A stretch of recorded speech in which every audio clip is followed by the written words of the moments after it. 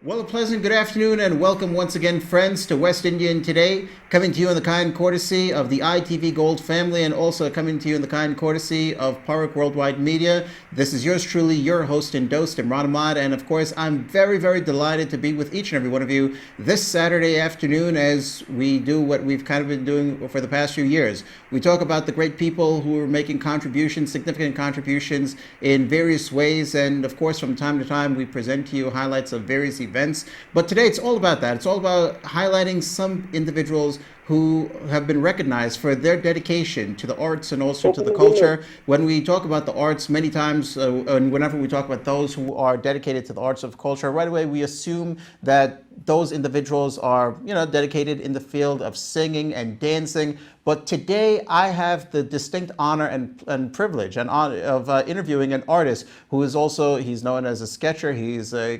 choreographer, and also he is a sculptor as well. Ladies and gentlemen, he hails from the land of Trinidad and Tobago, from Friendship Village, from Friendship Town, and all the way to Florida, now residing in Florida, and was recognized by the Pompano Beach Cultural Awards, in which he received a very, very special award by the Pompano Beach Cultural Festival. And so he's been someone who has sketched many of the prominent dignitaries of the world, such as former President of Trinidad and Tobago, Anthony Carmona, former President of the United States of America, Barack Obama, and also the opposition leader for Trinidad and Tobago, Kamala Prasad Bissaser. He joins with me via Skype as we are going to talk to him about his humble beginnings, his initial stages in art, and of course his great journey. And one of the things I've got to say is that he's received over 20 awards from various countries. So we're going to talk all about that. It's all about getting to know him. He joins with me via Skype all the way in Florida, from the Sunshine State of Florida, none other than Sirju Seeharack Mohan. And I want to say a pleasant good afternoon and welcome to you, sir. Well, a very pleasant good afternoon to you and your listeners. Thank you. My name is Sirju, the artist. Sirju the artist. So of course it is indeed a great honor to be in conversation with Sirju the artist, and of course you've had a great journey from what I've read, from the Newsday article, and I've got to say that I'm indeed very, very honored that this interview is taking place today, as you were recently awarded. But first of all, like I said, from humble beginnings. I mean, and when we talk about those who are artists, most of the times for people of Indo-Caribbean descent, we always affiliate or associate it with people who are singers and dancers. But you're a real artist. You've done so many sketches and you've done so many paintings, sculptures, and whatnot. So tell our viewers actually, where did it all begin for you? I remember that you were given a pencil and paper, and back in Trinidad and Tobago. So give us like an idea, your initial stage. What drew you into art? Well, first of all, I think it is something hereditary. My father used to be an artist. He was also a sculptor and a designer. So it's quite simple for one to understand where I came from. Well, I started in elementary school when I used to be handed some colored sheets of paper where we made things like aeroplanes and boats and windmills, and nothing fascinated me more than colors at that time. That was in the elementary school. And that thing has been growing in me ever since. I studied some art, and I was lucky enough to have a job as a designer, a footwear designer. But all along my life, I've just been painting and drawing and sculpting and doing calligraphy and studying it. I've saved a lot of work. I have an accumulated amount of more than 500 pieces of original art in every medium you can think about, in acrylic, pencil and paper, oils, and all the mediums. So, okay, from humble beginnings, actually, I mean, as you said, and you spoke about like your elementary days, and you spoke about your father, who was also an artist as well. And, it's a reminder that there's an old saying that the apple doesn't fall far from the tree. But as a young boy, and as you spoke about like sculpting windmills and all these things, now from that to doing sketches and self-portraits of people, when would you say your first self-portrait occurred in your career as an artist? Well, my real huge one was when the Prime Minister of Trinidad and Tobago, Mrs. Kamla Prasad Bisesa, took office. I presented her this portrait, and ever since, my work has been in demand. That I had been doing it so regularly ever since, and I have painted pictures like I have been invited by the Trinidad and Tobago government to paint and present. And what a privilege it was for me to meet the Nobel Peace Prize winner, Laureate Malala Yousafzai. And I did other paintings of the Consul General of Trinidad and Tobago. I've had a lot of my work displayed in the museum in Trinidad and Tobago. I painted lots of people in government from my city of Pompano Beach. I have done the mayor. Have painted things like the colonel of the Broward Sheriff's Office, Captain Adkins, Chip Lamarca, who is one of the Broward County Commissioners, Charlotte Murray, another county commissioner, and lots of other paintings. I have also done things like sceneries of our city of Pompano, like, for instance, the fire station. And these are some works that I have auctioned, or well, the mayor himself auctioned these works for fundraising, or something called Unity in the Community in our city. Every year we have this event, and I do and present one painting in collaboration with our city, which is auctioned, and these raise funds for the needy students who get scholarships in our town.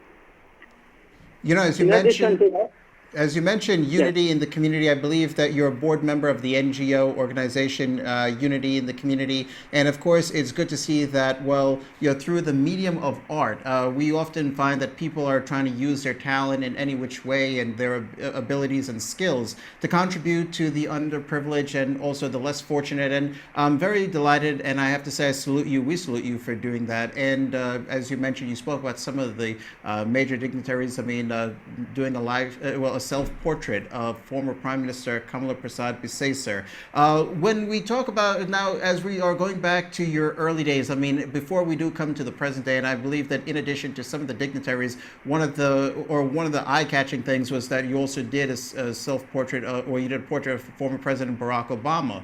But when we talk about early days in Trinidad and Tobago, and we find that there are many people very, very passionate about various fields of arts and culture. Some might be in terms of music, some might be in terms of dance, and also acting as well. When we compare the Caribbean, whether it's Trinidad and Tobago and also Guyana, unfortunately, feels like acting and art, and art fields actually are not so well. They're not given the priority as musicians and dancers. And so those who are in the field of singing and those who are in the field of dancers, they have an idol. For you, who would you say was your artistic idol as a young boy growing up?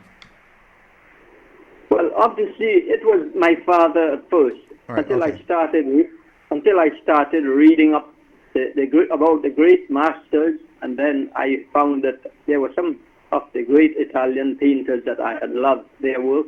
I tried to emulate them in some of my paintings. And I even took them so far as to have exhibitions in almost every city in the east coast of Florida, starting from Jacksonville way down to South Miami. And my works have been I think they were in demand. They are still in demand. And I'm trying to see if I can catalog these works out and publish a book very early. But back to the question is, people like Michelangelo and Leonardo da Vinci and Renoir, I try to emulate these great artists. And I like to paint mainly with oils because, as I have often said, things like acrylics and these are like synthetic paints. Right. But the great masters, they made their own paints, and it was like oils. We can see these paintings stand up as time goes on for centuries. And that's one of the reasons why I like painting with oil. But I do acrylics, water, and everything else. I even do some sculpture. I do some sculpture on wood, stone, alabaster. I've shown all these works already. I've even gone so far to use my sculpture in building my own house back in Trinidad. Wow. It took me 7 years, and in spare time, I did everything from foundation to finish. So that was one of my other good achievements, which I'm proud of.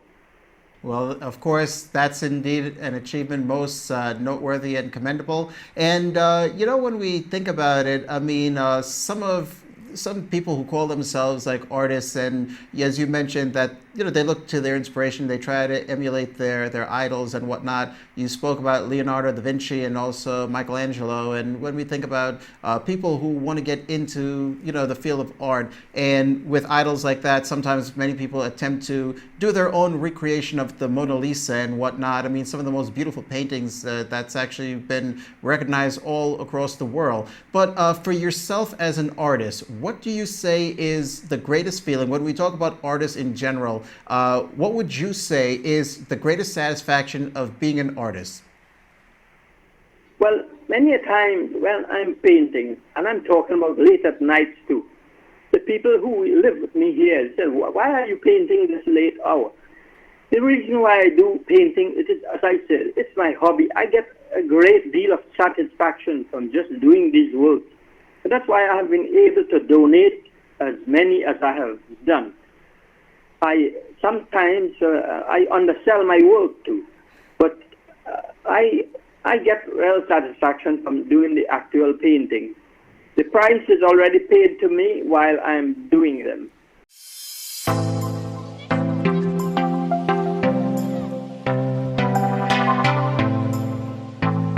All right. So, and when we think about it, of course, every artist, they have their inspiration. I mean, sometimes sceneries inspires a person to create a painting. Sometimes people, everyday people, it's an image that people see, or sometimes like they might observe people having a conversation or some sort of interaction that sort of inspires a sketch or a painting in their mind. Then they want to go home and they want to put it on the canvas, paint it or sculpt it or whatever. For you, what would you say that basically inspires you every time you go to the canvas in terms of painting? Is it sceneries? Is it people? What would you say inspires you each and every time? Well, when I was studying art, one of the branches that I chose was drawing from life, the human figure. So I developed a liking for painting people. That's why you will notice in almost every one of my paintings you will see a figure of a human being. But I really love landscapes. I love seascapes. I love abstract. I do everything, and I love everything. Just as I like people, I have a connection with people. But I do everything else, every theme in every medium. You mentioned a few moments ago that the people that you're currently with, sometimes they'll ask you, well, why are you painting? Or why are you painting at this hour in the night? I mean, reflecting upon your early years and also the initial stages when you developed this passion for art, how many times did you come across someone who basically came, with a negative tone that said, "Well, it's art. It wouldn't carry you, or it wouldn't do anything for you"? How many times did you come across someone who basically had a negative view of art, and what was your response to them? Well, it is very, very rarely did I ever come across someone who looked upon it that way. I have always been encouraged. I think maybe it is because I was doing well that the people appreciated my art, and they encouraged me. I have never had anyone yet discouraging me from painting, except, as I said, the people who think I should not be painting at this late hour. But then I remember one great poet and author, whoever he was, said, "The heights that great men reached and kept were not attained by sudden flight, but they, while their companions slept, were toiling upwards in the night." That's something that happened to me. It happens to me regularly. I paint on an almost daily basis. And this, at my age now, I think this is purposeful living, according to one of the ministers, previous ministers of Trinidad and Tobago, when he was featuring me on one of the television programs. He said, look at this man, he's 70, at the time he was 76. Now I'm 77. And he said, well, this man knows something about purposeful living. And so long as I live and I can lift my finger, I'm going to be painting and painting, because that's where my satisfaction comes from. The night I got my award, I even mentioned about this author who wrote these words. Because, you see, I fell in this same position. And I think I am not going to stop here. I'm going to be painting until I just cannot paint anymore. And I must thank God that I have the sight and the feel and the strength and the knowledge which I have acquired over all these decades. I try to pass on as much information to younger students at school, and I'm going to be living purposeful for my painting. You touched on a few things. Passing on information to the younger generation, that's something very vital, and I want to touch upon that later on in the program. And you spoke about living purpose, and of course, so much of inspiration one can draw from your previous, we can gather from from what you said a few moments ago, and you have like this great sense of optimism, and that's what I have to say. And people often try to, through the means of their skill and through the means of their art form, try to convey the message of optimism when there are things that happen in the world, such as economic depression, sometimes riots, sometimes starvation, and also famine and whatnot. People look for something. They look to the artists, to entertainers, to relieve them of their stress and their tension. And I was actually not going to give it away, and I think that many of my viewers would probably debate it, that 77, he looks like he's not a day over over 37. So I've got to say that you have a great purpose of living, and you are inspiring so many people.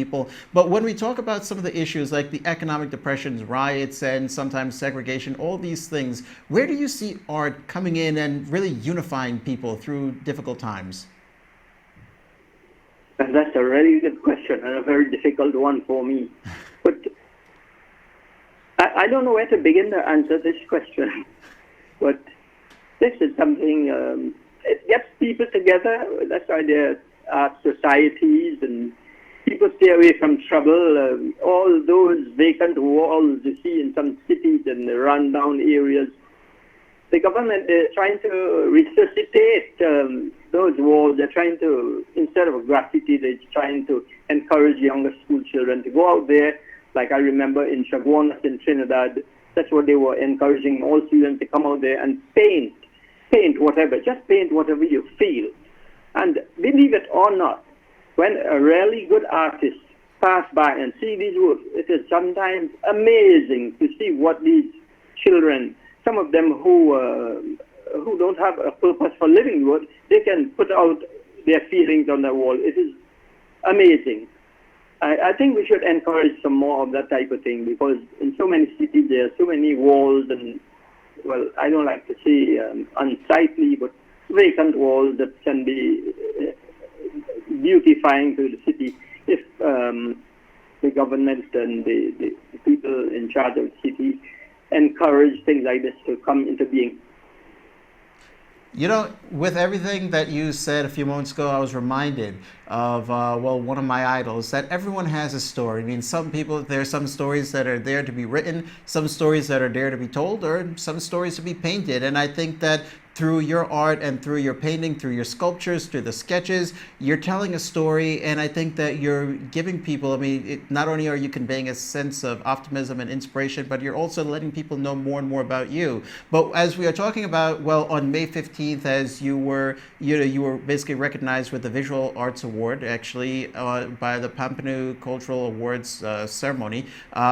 When we think about it, that this is just like another award that we're adding to the stack. I think that you have over 20 awards from not only here in the United States, maybe not only in Trinidad and Tobago, but from various countries. So Where have you been? Where has your work been appreciated? I mean, as you mentioned, in certain museums in Trinidad and Tobago, it's been appreciated. But what other countries has recognized your great talent, and what are some of the awards that you have received in your entire, in your career as an artist? And did you ever think that from sketching, from simple sketching, you'd arrive to this stage in your life?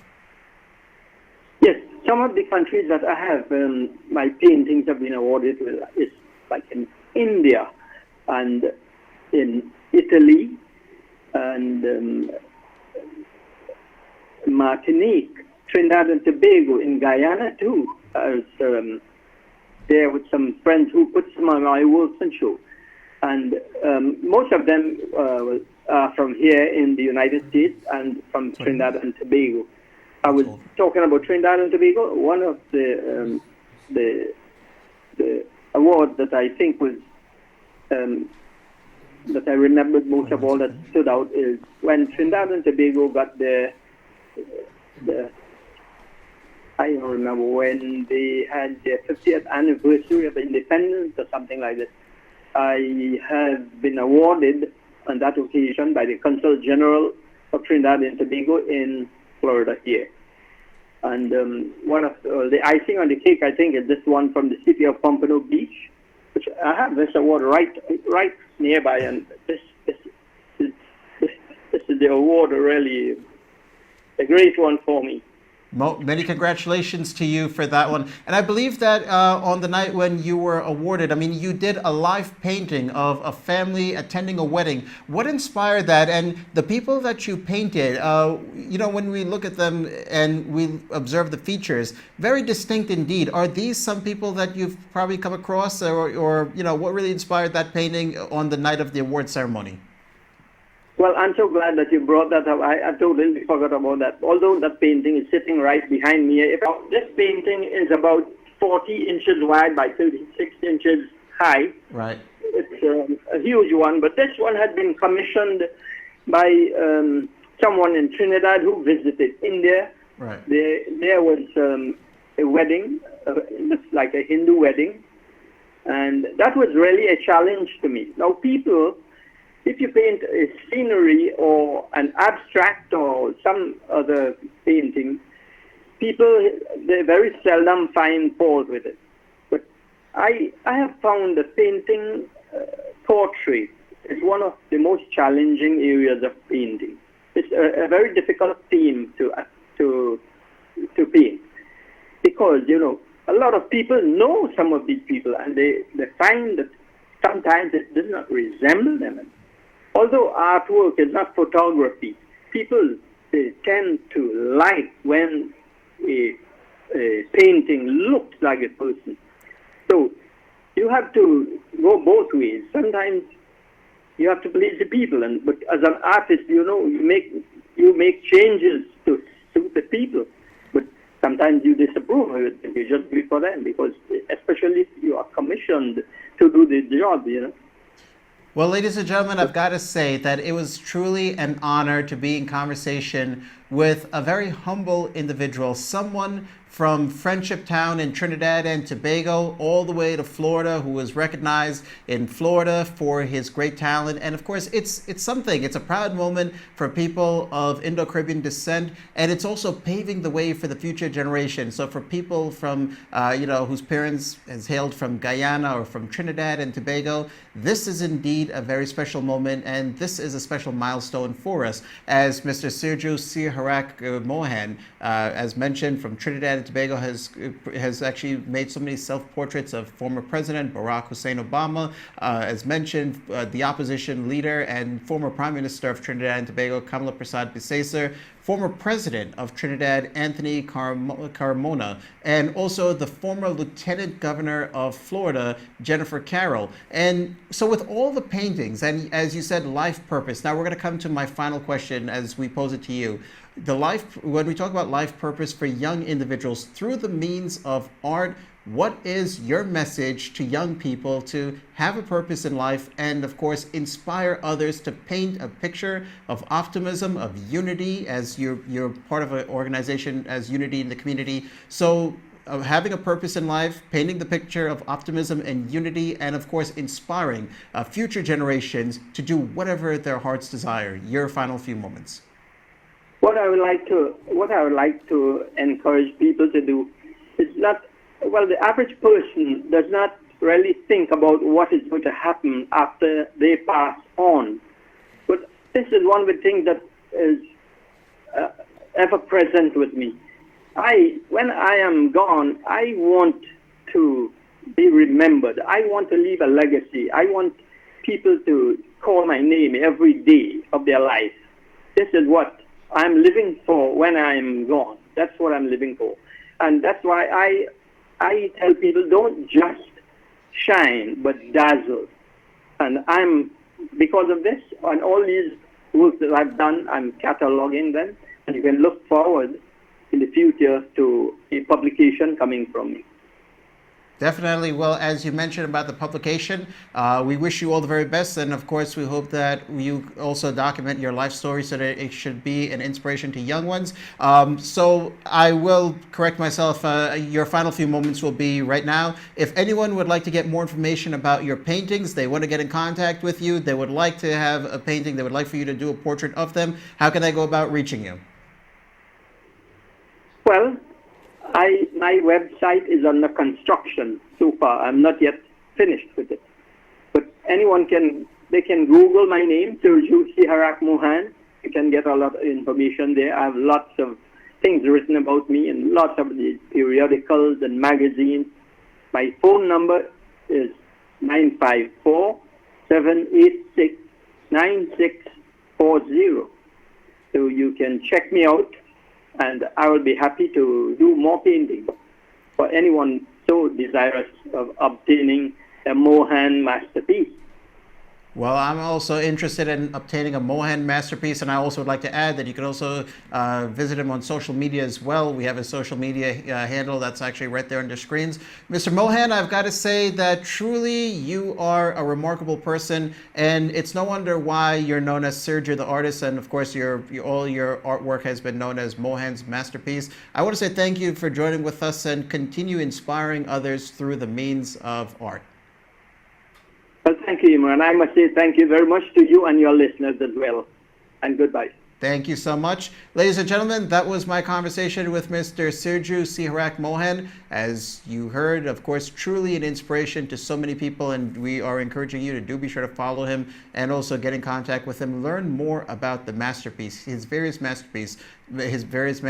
With that, it's officially my time to go. I want to say thank you to Mr. Ravi and also the staff and management of ITV Gold. And with that, we wish you a blessed and a prosperous week ahead. This is yours truly officially taking your leave.